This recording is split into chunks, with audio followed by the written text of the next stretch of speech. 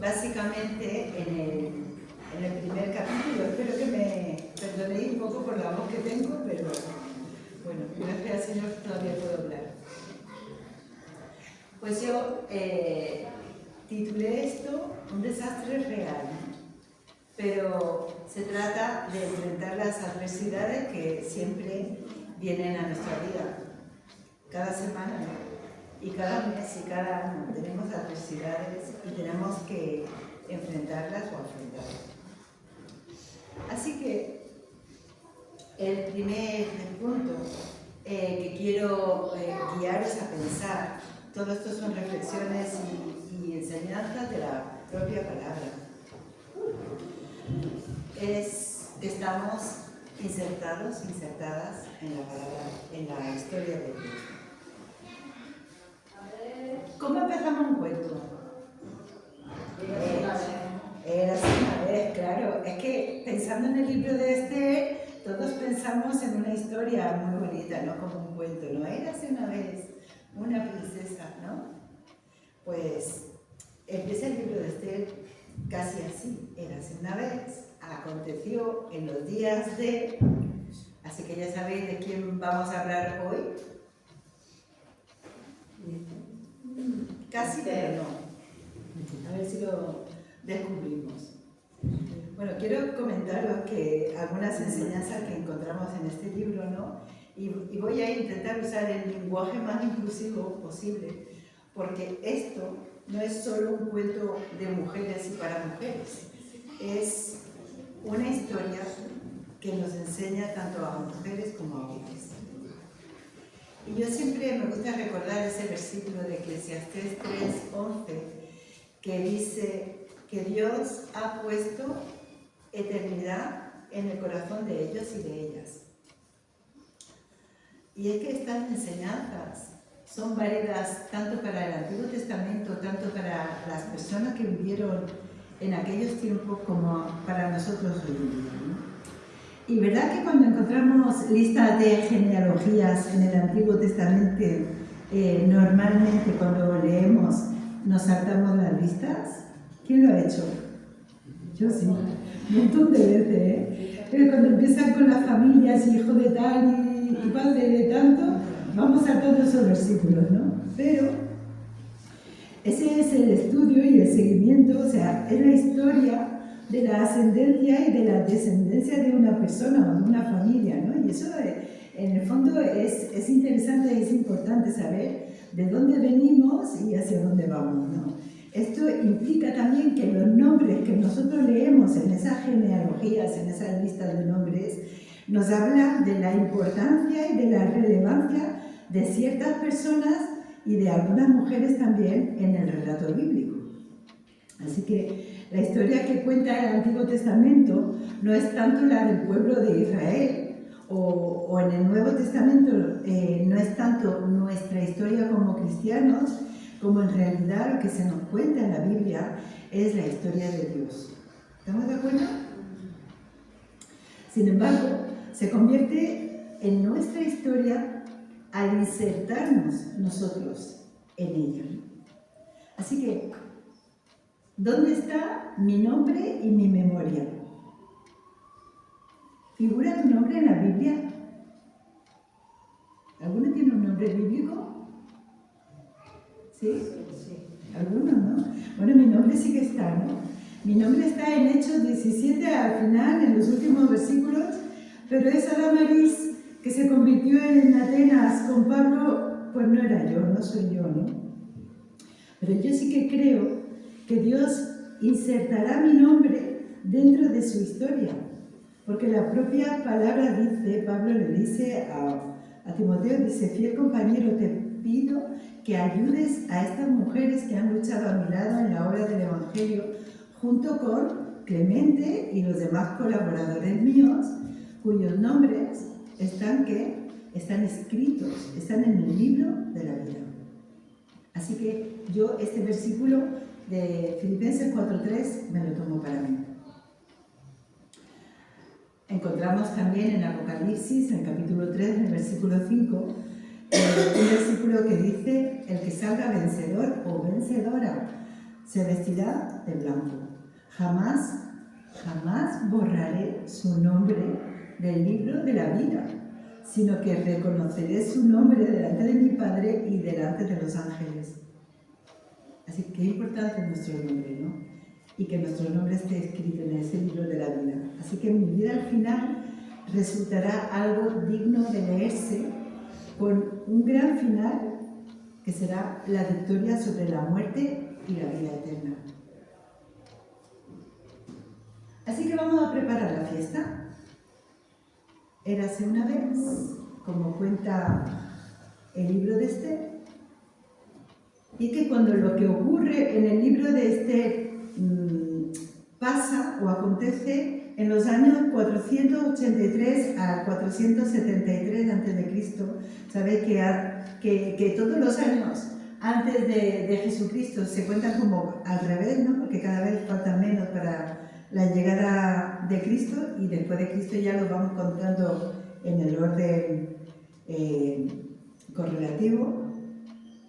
En esa primera época, en 483 a 473, es el tiempo del reinado de Jerjes, del rey Jerjes, como es conocido en la historia, o como se le llama en la Biblia, se le llama Asuero, quien reinó desde el 485 hasta el 465 a.C. Así que los acontecimientos que nos relata el libro de Esther encajan entre los capítulos 6 y 7 del libro de Esdras. Y si tenemos en cuenta que se acabó de reconstruir el templo en el 515 y que Esdras no regresó a Jerusalén hasta el 457, o sea, 8 años después de terminar el reinado de Asuero y 16 años después de haber finalizado todos los eventos que nos cuenta el libro de Esther, estamos en el periodo del exilio, ¿vale? El tiempo que, esos 70 años que Israel fue deportado a Babilonia. Así que estamos ahora más o menos en el tercer año del reinado de Jerjes. ¿Y qué pasa en ese tercer año? Pues por orden real. Así que después de las celebraciones que han durado, ¿cuánto pensáis que puede durar una fiesta? Una gran fiesta. A ver. Una tarde, una noche. Una semana. Una semana en algunos sitios. ¿Más? ¿Quién da más? Pues fijaros si esa fiesta fue importante, que duró 3 meses. ¿Os imagináis? 3 meses de fiesta. Así, con toda la flor y nata de toda Persia, eso sí. Sabéis que el territorio, aquí tenéis un mapa de Persia, era súper extendido. Se iba desde la India, o sea, el moderno Pakistán, hasta la Etiopía de ahora, que es el norte de Sudán. E incluía 127 provincias. O sea que imaginaros la cantidad de extensión y de gente que había en ese país. Así que esto va por un lado, pero nuestro rey Jesús, o nuestro rey Jerjes, promulga esa super fiesta dentro de esos 3 meses, otra más todavía para todo el mundo, para todo el pueblo de toda la capital, de 7 días. Abre su palacio para que todos puedan llegar al palacio y estar de fiesta en los jardines del palacio. ¿Nos vamos de fiesta? ¿Queréis ir de fiesta? Vamos, andamos, ¿no? Pues, si vas de fiesta, pues tienes 2 posibilidades. O eres el invitado. Si eres invitado o invitada, te preguntará, ¿qué me pongo? A veces en algunas bodas te dicen el código de vestimenta, ¿no? Este verano mi nieta se casó y quería que fuéramos todos en verde. Complicado. ¿Pero qué me pongo? Lo primero que pensarían las mujeres, pero los hombres también, porque es una fiesta real, había que ir dignamente. ¿Y qué le llevo? ¿Qué regalo llevo? Pero, ¿qué pasaría si en vez de ser el invitado o la invitada fueras tú el organizador o la organizadora. Ahí ya se complica un poco más, ¿no? Porque un fiestorrón así no tendría que tener muchas cosas, ¿no? Así que cierra tus ojos interiores e imagina la escena. La escena en Esther 1:5-7 es unos jardines preciosos, unas columnas y escalinatas de mármol blanco, unas cortinas de púrpura, oro por todos sitios. Imagina, qué pasada, ¿no? ¿Te puedes imaginar? ¿Te imaginas organizando la fiesta la cantidad de cosas que tendrías que pensar, la cantidad de gente con la que tendrías que hablar, todo lo que tendrías que preparar y que no fallara nada? Yo tengo que deciros que hoy, que estamos a 26 de abril de 2026, también hay un que celebrar, ¿no? El culto es una fiesta, hermanos. ¿Estáis de acuerdo? ¿No venís vosotros con mucha cara de fiesta? Si estuviéramos como cuando mi padre me enseñaba las cosas, cuando entraba yo sin saludar decía, vete a la puerta, da María, y entra otra vez. Tenemos que entrar todos con la sonrisa y la actitud de alegría porque vamos a una fiesta y el culto es una fiesta, es la fiesta de un rey. Así que imagina por un momento que estás organizando esta fiesta, ¿no? Primero tienes que preparar el lugar, muy importante. Y luego tienes que pensar qué vas a hacer en esa fiesta, o sea, preparar un programa. ¿Has preparado alguna vez una fiesta? ¿Has organizado el cumpleaños, la boda, el evento, alguna reunión de la iglesia, algún programa especial? Prepara el programa. Estamos hablando de contenido, qué va a pasar, qué es lo que vamos a traer, qué alimento espiritual cuando se trata de una fiesta en la iglesia vamos a aportar. Todas estas cosas ya de por sí son muy importantes y exigen de nosotros una preparación grande, ¿no? Pero luego la otra parte es que tendrás que invitar a la gente que conoces. ¿Vas a invitar a toda la ciudad como el rey Jerjes? Pues ¿por qué no? Así que vamos a invitar a la gente que conocemos, vamos a invitar a nuestros vecinos, vamos a hacer una proclamación, vamos a hacer posible que toda la gente de nuestro alrededor, de nuestro entorno pueda venir a esa fiesta. Y la otra cosa es que hay que prepararse. Mirad, yo cuando hago algo no quiero que falte nada, quiero que haya de sobra. Mis hijos dicen que soy una exagerada, pues posiblemente tengan razón, pero ¿cuál de vosotros, de vosotras, querría que en una de sus fiestas hubiera escasez o no llegara a las cosas? Que nos falte la bebida, que nos falte la comida, que nos falte el ambiente, que nos falte la música, que nos falte ese contenido del que hablamos, ese alimento, ¿no?, espiritual, que haya una armonía, bueno, etcétera, ¿no? Y ahí entramos en lo que para nuestra fiesta sería esa actitud de oración, ¿no? Porque queremos complacer al rey, queremos ser puntuales, no podemos llegar tarde. A la fiesta de un rey se llega con antelación. Y lo que queremos cuando vamos a una fiesta, evidentemente, hermanos, ¿qué es? Lo disfrutar. Cuando dicen, me voy a una boda, o me voy a una fiesta, o me voy a un concierto, que sé, tus amigos, tu familia, que disfrutes, ¿no? Que disfrutes.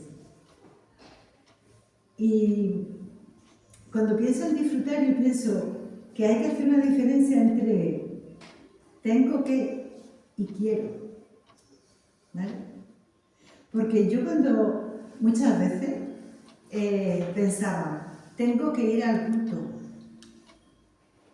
Y dejarme decir que hay mucha diferencia entre tengo que ir al culto y quiero ir al culto, ¿no? Porque una es una obligación y tengo que cumplir, y la otra es un deseo. Realmente quiero ir a disfrutar del culto. Así que venimos a disfrutar, hermanos.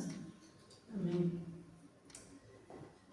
Mirad, nadie puede comprar la vida. Las riquezas quedan, pero todos mueren, ¿verdad? Yo vengo a celebrar que mi Cristo ha comprado mi vida, que los bienes que yo disfruto, como los que disfrutas tú, hermano o tu hermana, pues mi casa, mi coche, mis ropas, mis cosas, mi dinero, incluso mis hijos, son de Él, son del Señor. No me las voy a llevar, pero lo que Él me da, que es la salvación, la libertad, la paz, la vida eterna, yo se lo quiero agradecer al Señor junto con vosotros, que sois mis hermanos. Así que por eso estoy de fiesta, por eso vengo al mundo. Atribuirle a Dios su inconmensurable valor, que no se puede medir de ninguna forma. ¿Cómo vamos a medir a Dios? ¿Cómo vamos a medir el valor de su regalo, de lo que Él nos da y de lo que Él es para nosotros? Nunca será una pérdida de tiempo darle a Dios ese valor que solo Él tiene y que se lo tenemos que reconocer. Pero en ese libro de Esther, en ese cuento de Érase una vez, en el primer capítulo nos encontramos con un hecho, que es decir no. Y yo muchas veces digo que decir no es lo más espiritual que podemos hacer en algunas ocasiones. No es fácil, y menos si es al rey de la nación al que tiene que decir no, o al jefe o la jefa, o al padre o la madre, o al esposo o a la esposa, o al hijo o a la hija. Así que piensa. ¿A quién te resultaría difícil decir que no?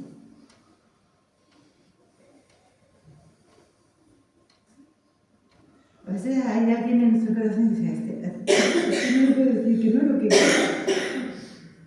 Pues decir no, precisamente fue lo que hizo Basti. En el versículo 12 del capítulo 1 lo encontramos. Dice que el séptimo día de la fiesta estaban todos como. El séptimo día de la fiesta dentro de la fiesta de 3 meses. ¿Cómo estaban todos? Estaban todos piripis, pero completamente. ¿Y el rey? El rey también. Bueno, tenía que saber que Jerjes había sido un chaval mimado y consentido, que siempre además se salía con la suya y que no tenía medida, ni mucho control ético ni mucho control moral, y al que le gustaba fardar un mogollón. Un mazo, dirían ahora los jóvenes, ¿no? Le gustaba fardar un mazo. Y es que el deseo de algunos no tiene límites. Mejor móvil, mejor moto, súper deportivo, súper fiesta, súper chica.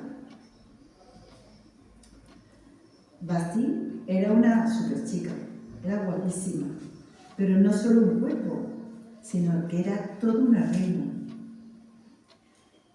Y cuando le va a decir lo que está pidiendo Asuero o Jerjes, que traigan a la reina, que la quiero mostrar aquí a toda la gente, dice que yo me voy a poner la corona y me voy a quitar los velos delante de toda la chusma, pero bueno, y que fuera ella una cualquiera. Porque muchas veces, hermanos, cuando leemos el libro de Esther no lo leemos así. Pensamos que Basti fue una desobediente. ¡Qué mal! Pero ¿habéis pensado lo que le estaba pidiendo a Asuero?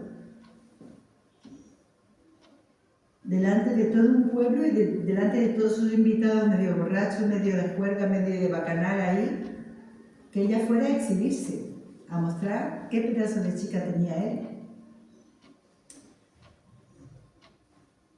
Para Basti ser consecuente con ella misma y su forma de pensar, de entender la dignidad, le costó un precio caro. Y a cualquier mujer que hiciera o pensara como ella, la figura de Basti le haría sombra.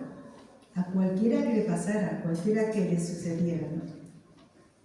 Porque había que ser muy hermosa o muy poderoso para que no te hicieran sombra en aquel tiempo. Hay que ser muy... ¿Qué? ¿Qué es lo que hay que ser muy ahora mismo, hoy en día, para que no te hagan sombra? Hay que ser valiente, hay que tener cara, hay que ser lanzado, hay que ser orgulloso. ¿Cómo hay que ser hoy en día para que no te hagan sombra?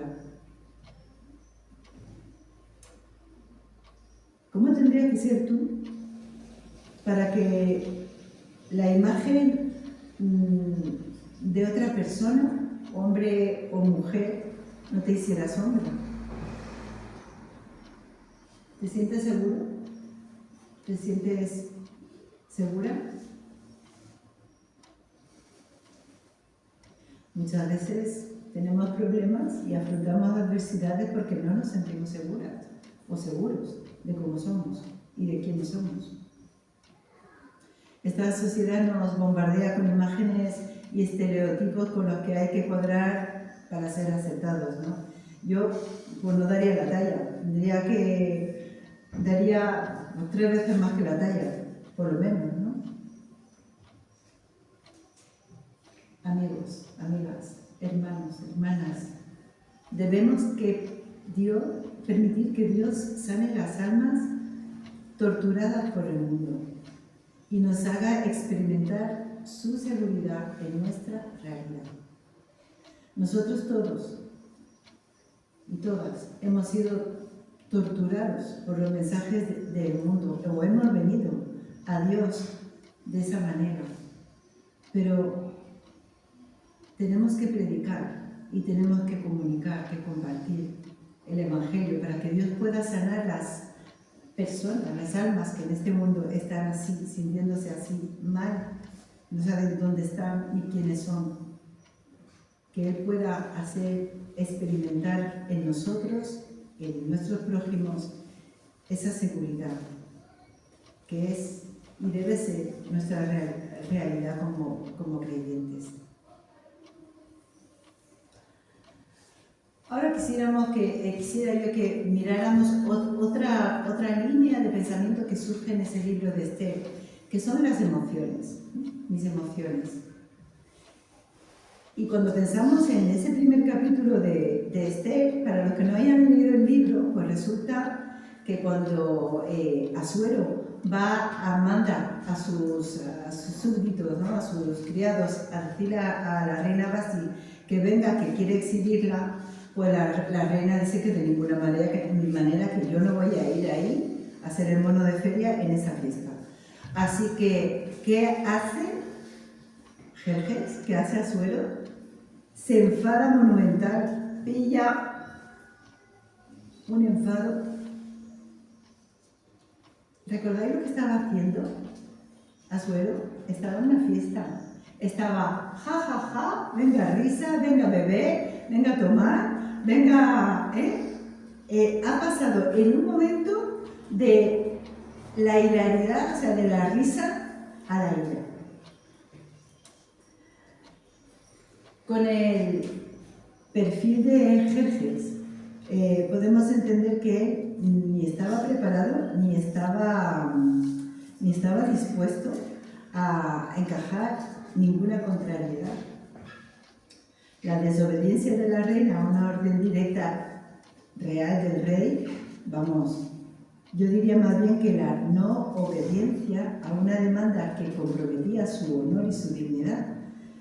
Y la Biblia también nos insta a obedecer a las autoridades, ¿verdad? En Romanos 13:1. Pero que siempre que en primer lugar de nuestra obediencia esté Dios. ¿Veis el paralelismo entre la historia de este libro de Esther y nosotros? Sí, tenemos que obedecer a las autoridades, pero primero tenemos que obedecer a Dios. Y si entramos en conflicto, que el Señor nos ayude. Pero pobre Jerjes, ¿no? Ha quedado en ridículo.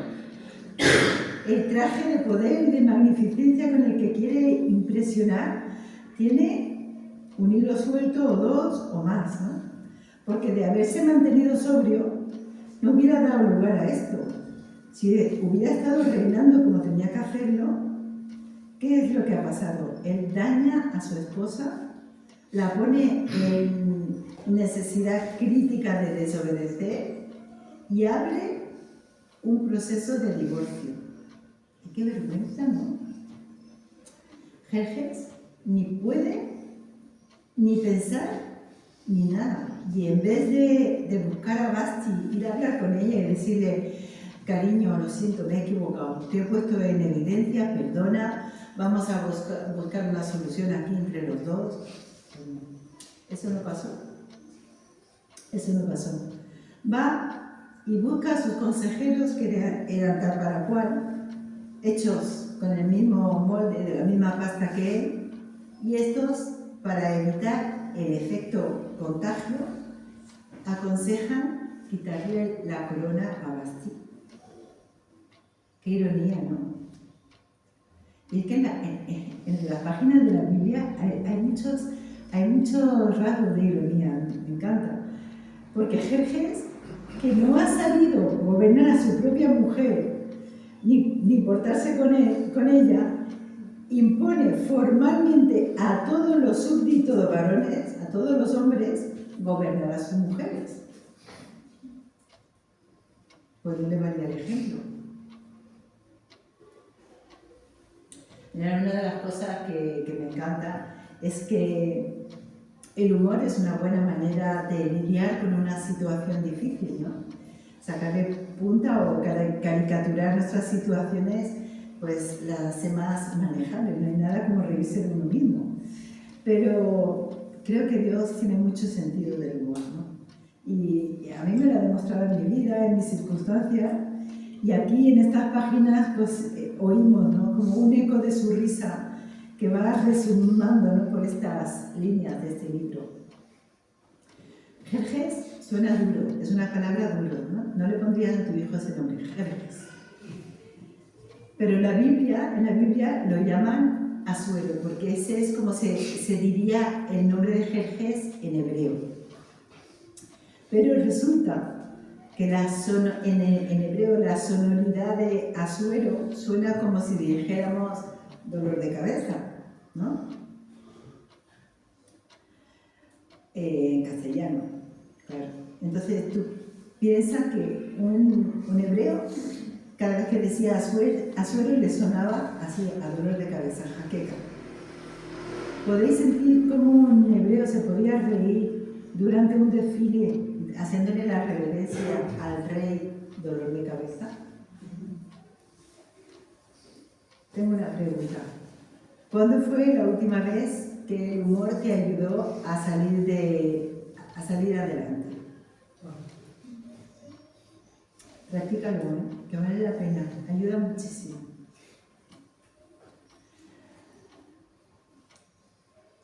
Otra cosa que vemos en este trocito de historia es que yo tengo que vigilar mi interior, tú tienes que vigilar el tuyo, por si hay un ego peligrosamente sensible o tierno, ¿no?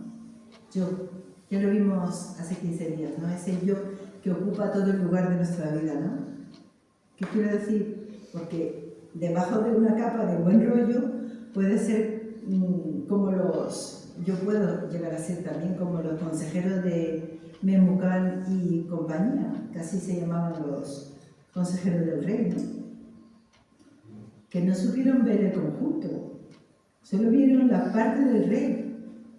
No le quitaron fuerza a la emoción, a su ira, a su frustración, en este caso. No pensaron tampoco en las consecuencias, pero impusieron su voluntad, confundieron fortaleza con rigidez, flexibilidad con debilidad, y fueron legalistas obstinados. Mirad, Dios es fiel para recordarnos que Él solo es el Señor. Yo no, tú tampoco. Si me aprovecho de que alguien se crea inferior a mí, estoy poniéndome un traje que tiene hilos sueltos y que además no me conviene, como le pasaba al rey. Tenemos un Dios soberano que reina sobre todo y no se siente amenazado por nada ni por nadie. Me encanta. Pensar que nada ni nadie puede amenazar a Dios. Él no se siente amenazado, está por encima de eso. Y nosotros somos sus hijos, sus hijas. Es difícil cuando vienen las represalias, ¿no? ¿Te ha pasado alguna vez que has hecho algo que tú creías que debías hacer y luego has tenido represalias por lo que has hecho? Es difícil enfrentar adversidades cuando otra persona nos hace sombra. Yo no me refiero solo a la belleza de Vasti, que hace difícil encontrar una mujer tan guapa como Vasti. Le costó algunos años al rey poder reponer la corona sobre otra cabeza. Pero la sombra de Vasti se proyecta sobre las esposas en toda Persia a través de la ley de Jerjes. Ellas, seguro, que se acordaban de Vasti cada vez que sus maridos le decían: porque yo lo mando. ¿Os suena? Yo lo digo y punto. Nos suena familiar, ¿verdad? Porque todas o todos en algún momento hemos tenido que lidiar con esto. Todos y todas tenemos genes machistas. Yo muchas veces digo que las mujeres son muchas veces más machistas que los propios hombres. Todos y todas tenemos genes machistas en nuestros antepasados próximos y algunos todavía están en activo. Y no hay nada más que abrir el telediario o la prensa para saber de lo que estoy hablando. Esta ley que promulga Jerjes hace que en cualquier desacuerdo el hombre impusiera su voluntad. Primero, vulnera el derecho de la mujer como persona. Segundo, permite el abuso sin restricciones. 3. La libertad de la mujer a ser, a pensar, a hacer, desaparece. Y esto lo encontramos ya en el Antiguo Testamento, hermanos y hermanas. No estoy hablando de nada nuevo. Esta ley es contraproducente porque no trata la causa del problema y el daño que genera priva de recibir lo bueno y positivo de la otra parte. Qué diferente es lo que enseña la Biblia en Efesios 5, 22, 30. Porque ¿qué dice en ese pasaje? Dice que nos tenemos que someter, ¿cómo? En amor. Someternos los unos a los otros. Los maridos a sus esposas, las esposas a sus maridos, en amor, sumisión mutua. Nos habla del respeto por el que inicia la familia. Así que nosotras como esposas, claro que sí, tenemos que respetar a nuestros maridos, pero es que ellos también tienen que amarnos. Y en ese sentido no habría ningún problema. Amor a un marido que como Cristo a su esposa la cuida, la limpia, la protege, la provee para que cada día esté cada vez mejor. ¿No sería ideal? Pues ese es el contraste que hay entre el modelo de Jerjes y el modelo que nos enseña la palabra de Dios, el contraste bíblico en el Nuevo Testamento. La opresión consiste en castigar a uno o a una perjudicando a muchos, ¿sí? O sea, alguien me hace algo malo y yo voy a reprimir esa situación, entonces todos estáis castigados. Como aquí alguien no ha hecho lo que está bien, eso pasaba en la clase cuando éramos niñas o niños, yo no sé si todavía pasará. Alguien ha tirado algo fuera de su sitio o ha roto algo, pues toda la clase castigada. Pero ¿qué diferencia hay entre Jerjes y Jesús? Jesús implica que la libertad de muchos y de muchas consiste en el castigo de uno solo. Este es Jesucristo, el único y suficiente sacrificio. Él se va a sacrificar por ti, por mí, por cada uno de nosotros, para que solo uno muera y todos los demás tengamos salvación y libertad. Así que quiero concluir. Diré que en el libro de Esther no es simplemente un cuento de reyes y princesas, no se menciona a Dios. De verdad, en todo el libro no hay una sola mención de Dios, del Señor ni de Jehová en ningún lado, ¿no? Es como si fuera Dios invisible en ese libro, pero no, porque está todo un libro impregnado de Dios, del temor de Dios y de la reverencia a Dios, ¿no? Vemos a Dios manejando todos los hilos de esta historia.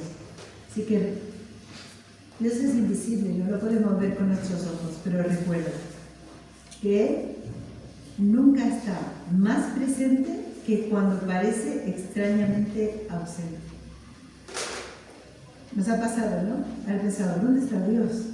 Pero Él está presente, está en nuestras vidas, está dirigiendo nuestras cosas.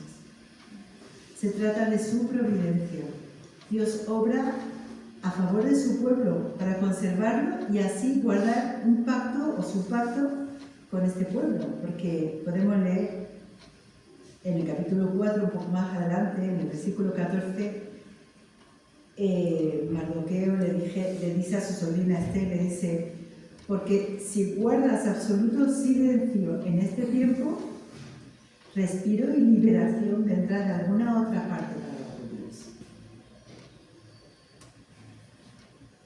Dios obra a favor de su pueblo para conservarlo y así guardar ese pacto de salvación, de libertad que Él nos ha hecho. Y nos necesita, porque fijaros, sin Basti no habría Esther. Sin Esther, el pueblo hubiera sido destruido. ¿Recuerda la promesa? Aquí la tenemos. He aquí, no se adormecerá ni se dormirá el que guarda a Israel. ¿Lo repetimos juntos? He aquí, no se adormecerá ni dormirá el que guarda a Israel. Del pueblo de Israel vino Jesús. Entonces nosotros ahora sí que podemos cambiar ese nombre de Israel por el nuestro propio. Os invito a que lo digáis así. He aquí, no se adormecerá ni dormirá el que guarda a Israel. ¿Vale? Cada uno pone su nombre. Pon tu nombre, hermano, hermana, porque estás insertado, insertada en la historia de su pueblo. Que el Señor te bendiga y que te ayude a estar firme en el lugar donde el Señor te quiere.